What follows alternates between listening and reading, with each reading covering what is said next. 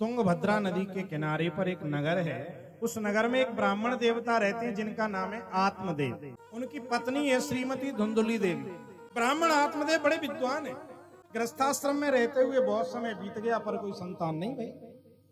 तो एक दिन संतान न होने के दुख से दुखी होकर के ब्राह्मण आत्मदेव निराश हो गए और इतनी निराशा में डूबे हैं कि उन्होंने सोचा मेरे जीवन से भी क्या लाभ, मर जाऊं, और आत्महत्या करने के लिए गए। नगर से बाहर गए, सोचे कैसे मरूं। तो एक तालाब, एक सरोवर है, सोचा इसमें डूब के मर जाऊं। उसी समय एक महात्मा का आगमन हो गया। जब साधु का आगमन हुआ, साधु के चरणों में ब्राह्मण ने प्रणाम किया। साधु ने पूछा, कहो ब्राह्मण देवता दुखी कैसे नजर आ रहे हो। ब्राह्मण रोने लगा, महाराज क्या बताऊं, मेरा जीवन सारा दुखों से भरा हुआ है। मेरे धन संपत्ति की कोई कमी नहीं है, लेकिन संतान, अरे मेरे तो संतान है ही नहीं। कोई वृक्ष लगाता हूं वो भी सूख जाता है। मैंने गाय पाली वो भी बंध्या हो गई, उसने भी कभी कोई बछड़ा बछिया दिया नहीं। मैं सोच रहा हूं मेरे जैसे अभागे को जीने से फायदा क्या है। मैं मरना चाहता हूं। साधु ने पूछा, नाम क्या है। मेरा नाम आत्मदेव है। साधु को हंसी आ गई। नाम है आत्मदेव, करने जा रहे हो आत्महत्या। तुम्हें पता नहीं आत्महत्या से बड़ा कोई पाप नहीं होता। देखो ब्राह्मण देवता, एक निवेदन करें, ये संतान का मोह छोड़ो। संतान से किसी को सुख मिला है आज तक? सगर के 60,000 थे, क्या सुख मिला? कपिल देव जी के आश्रम पे गए, सब भस्म हो गए उनकी दृष्टि पड़ते ही। इसलिए मेरी बात सुनो, ये संसार का झंझट छोड़ो, सन्यास ले लो, मेरी तरह से मस्त रहो। ब्राह्मण बोला, महाराज मैं आपका ये उपदेश सुनने नहीं आया। अगर दे सकते हो तो आशीर्वाद दो जिससे संतान हो जाए, नहीं तो आपके चरणों में ही प्राण त्याग दूंगा। साधु बोले, तो ब्राह्मण सुन ले, हम ज्योतिष भी जानते हैं, तेरे भाग्य की रेखा पड़ रही इस जन्म में तो क्या अगले 7 जन्म तक कोई संतान नहीं। जैसे ही महात्मा ने कहा 7 जन्म तक संतान नहीं है, बड़े जोर से सिर पटक दिया चरणों में। धड़ाम से आवाज भई, महात्मा को लगा कहीं मर नहीं जाए यहीं। महाराज अब जीना नहीं चाहता। महात्मा के कर क्या रहा है? बोले कुछ नहीं, हत्या कर रहा हूं अपनी। अरे इतना दुखी क्यों हो रहा है? ब्राह्मण बोला, दुखी आप कर रहे हो और कह रहे हो दुखी क्यों हो रहा है? मैं कैसे दुखी कर रहा हूं भाई? अरे आपने ही कहा 7 जन्म तक संतान नहीं है। मैं तो वो कह रहा हूं जो तेरे भाग्य में लिखा है। तो महाराज ऐसे भाग्यहीन जीवन को जीने से क्या फायदा? मैं आपके चरणों में ही अपने प्राण त्याग दूंगा और ये ब्रह्म हत्या आपको ही लगेगी। महात्मा सोचे, हम अच्छे चक्कर में फंसे, नहीं तो आशीर्वाद दो कि संतान हो। अब संतों का हृदय बड़ा कोमल होता है, दया आ गई। उन्होंने अपनी झोली में से एक फल निकाला और दे दिया, ले ब्राह्मण जिद छोड़, ये फल ले जा और अपनी पत्नी को खिला देना, एक सुंदर गुणवान पुत्र की प्राप्ति होगी। जो ब्राह्मण इतना दुखी हो रहा था, मरने को तैयार था, हाथ में फल आते ही तो नाचने लगा खुशी से। जय हो महाराज, जय हो। और सीधा दौड़ा दौड़ा घर गया पत्नी के पास। दरवाजे से ही आवाज लगाई, अरे देवी सुनो, देवी सुनो, देखो हम कहाँ लेके आए। पत्नी अंदर से धुंधली दौड़ी दौड़ी, जी महाराज क्या है? देख हम फल लेके आए, महात्मा को प्रसाद है, ले खा ले। माथा ठोकर, एक फल के लिए इतनी आवाज, इतनी उत्सुकता? मैंने फल कबू खाए ना है। ब्राह्मण बोले, अरे ये वैसा साधारण फल नहीं है देवी, ये तो महात्मा का प्रसाद है। और देख हमारे कोई संतान नहीं है ना, तो महात्मा जी ने कहा है कि फल को खा लो, इससे सुंदर पुत्र की प्राप्ति होगी, तो तुम ये फल खा लो। अब ब्राह्मणी सोचने लगी, धुंधली तो धुंधली सोच रही है, अब क्या करूं, खाऊं नहीं खाऊं? अगर खा लिया और मैं शायद गर्भवती हो गई तो गर्भवती में महिला को तो बड़ा कष्ट उठाना पड़ता है। मन में सोचा ये फैसला बाद में लूंगी, पहले पति को टालू यहां से। महाराज अब महात्मा का प्रसाद है तो ऐसे ही तो नहीं खा लेना चाहिए। मैं स्नान ध्यान करती हूँ, भगवान की पूजा करती हूँ, भगवान के सामने फल रखती हूँ, फिर प्रसाद समझ के खा लूँ। आप जाओ जहां जाना है। फल ब्राह्मण से ले लिया, सीधा साधा ब्राह्मण आत्मदेव चला गया और फल को अंदर रख लिया। अब सोच रही है करूं क्या जब तक पड़ोसी ना आ गई। अपने मन की व्यथा पड़ोसी को सुनाई धुंधली ने। मेरे पति एक फल लेके आए हैं, किसी महात्मा का प्रसाद है, कह रहे हैं फल खा लो बेटा होगा। तो पड़ोसी ने बोली अरे इसमें तो तुझे खुश होना चाहिए, इसमें सोचने की बात क्या है, फटाफट खा ले, तेरे घर में कोई संतान भी तो नहीं है, संतान हो जाएगी।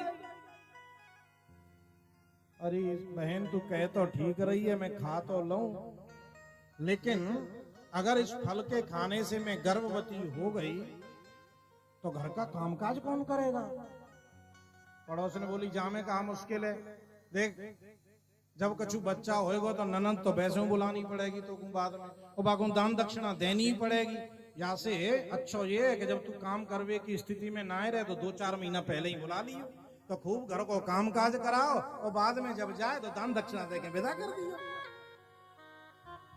धुंधली बोली देख तू चाहे जो कछु कह पर ननद को तो नाम मत ले, तो को पता ना है हाथ की चलती है।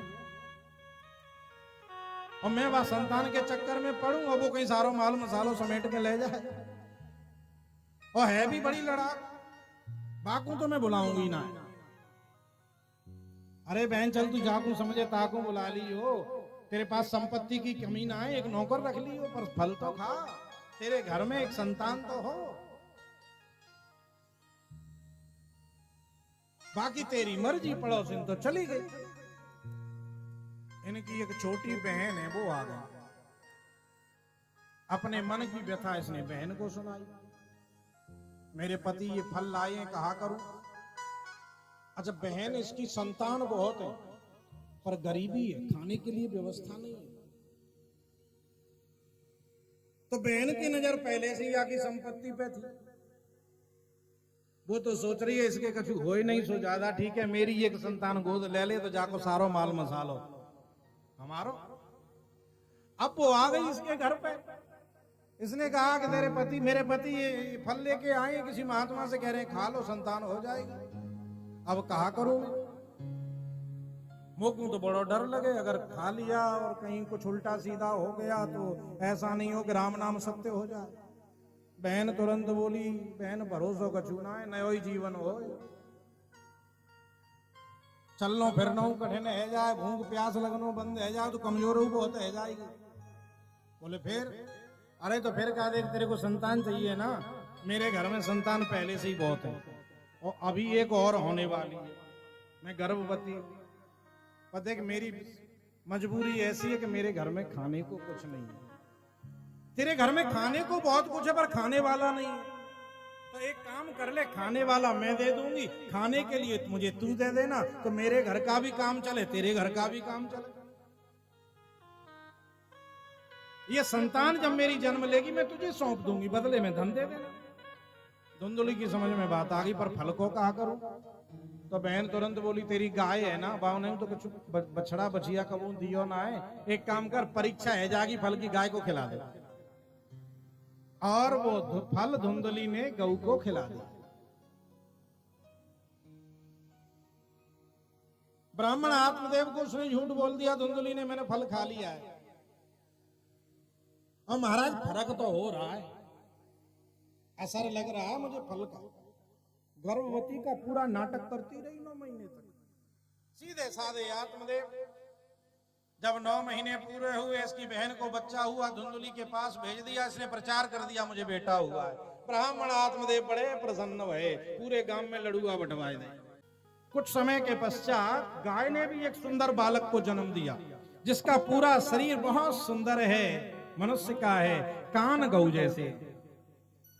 अब तो गांव वाले बड़े खुश रह रहे हैं, देखो भैया अब तक तो पंडित जी के कछुना है रहो और भगवान दे तो खूब छप्पर फाड़ के ऐसे ही दे, अब तो गईयू बेटा पैदा कर रही है।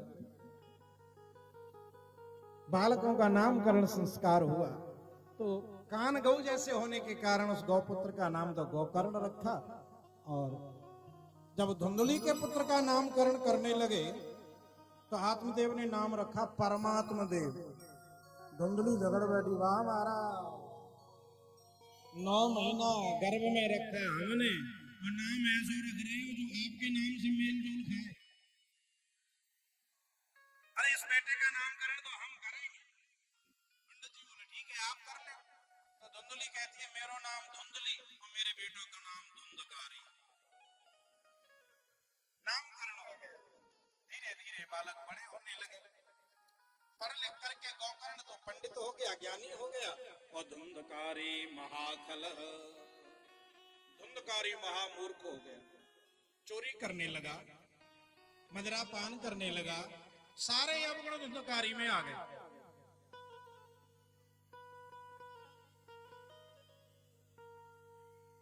जब आत्मदेव को पता चला कि मेरा बेटा अवगुणों की खान है तो आत्मदेव बड़े दुखी हो रहे हैं और रो रहे हैं, हे भगवान ऐसी संतान मुझे हुई क्यों। देखिए पहले आत्मदेव क्यों रो रहे थे, संतान नहीं है। अब वो क्यों रो रहे हैं, संतान क्यों है। इससे अच्छा तो हम वैसे ही थे। इससे क्या सिद्ध होता है, इससे ये सिद्ध होता है कि संतान से सुख मिलेगा ये हमारा भ्रम है, संपत्ति से सुख मिलेगा ये भी भ्रम है। मिल भी सकता है ऐसा नहीं, लेकिन ये सब भ्रम है। न तो संतान से सुख मिलता है न संपत्ति से सुख मिलता है, क्योंकि संसार में सुख है नहीं।